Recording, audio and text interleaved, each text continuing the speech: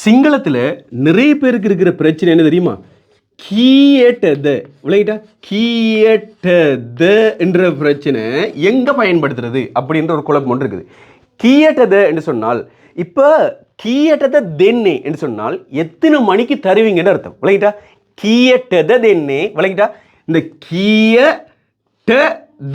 கீயேட்டத தென்னே எத்தனை ரூபாய்க்கு தருவீங்கன்றது இல்லை, இது எத்தனை மணிக்கு தருவீங்கன்னு அர்த்தம். கீயடது தென்னே.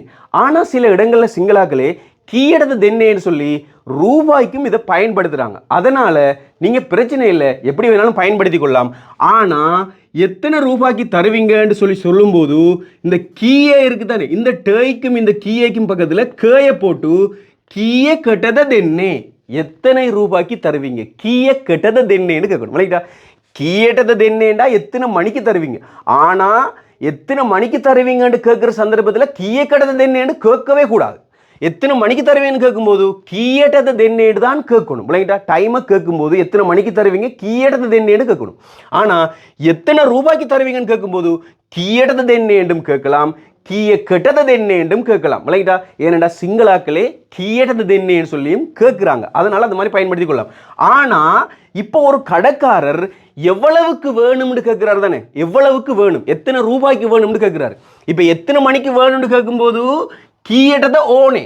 விளையாண்டா இப்போ இந்த கீயட்டதையோட ஓனையை போட்டா, கீயட்டதை ஓனன்னு போட்டா எத்தனை மணிக்கு வேணும் கீயட்டதை ஓனை அப்படின்னு கேட்குறது. ஆனால் சிங்களாக்கள் எத்தனை ரூபாய்க்கு வேணும்னு கேட்கும்போது கீயட்டதை ஓனேன்னு கேட்குறாங்க. ஆனால் இந்த நிறுத்து அளந்து கொடுக்குற விஷயம் இல்லை, ஏதாவது ஒரு பொருளை வச்சு இது எவ்வளவுக்கு வேணும் உங்களுக்குன்னு கேட்கும்போது கீயட்டதை ஓனேன்னு கேட்குறாங்க. ஆனால் எத்தனை மணிக்கு வேணும்ன்றதான் அதனுடைய அர்த்தம். ஆனால் அந்த சந்தர்ப்பத்திலையும் பயன்படுத்துகிறாங்க.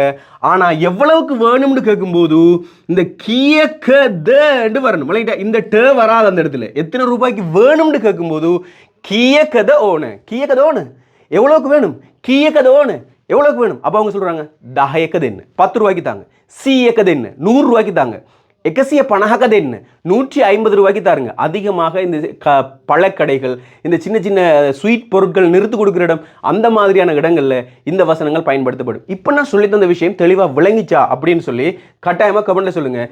தெரியாதவங்க எனக்கு விளங்கலை அப்படின்னு சொன்னால் விரிவாக படிக்கிறதுக்கு 10ஆம் தேதி கிளாஸ் ஒன்று ஆரம்பமாகுது. அந்த கிளாஸில் நீங்கள் இணைஞ்சு படிக்க விரும்பினா உங்களோட ஃபீஸை கட்டி சேரலாம். முதல் 2 கிளாஸ் ஃப்ரீ. இந்த கிளாஸ் சேர விரும்பினா 0777 484 456 இந்த இலக்கத்தை வாட்ஸ்அப் ஆட் பண்ணிக்கொண்டு மெசேஜ் ஒன்று போடுங்க. முதலாவது கிளாஸ் 2வது கிளாஸ் ஃப்ரீ. இணைஞ்சு பாருங்கள். பிடிச்சிருந்தா கண்டினியூ.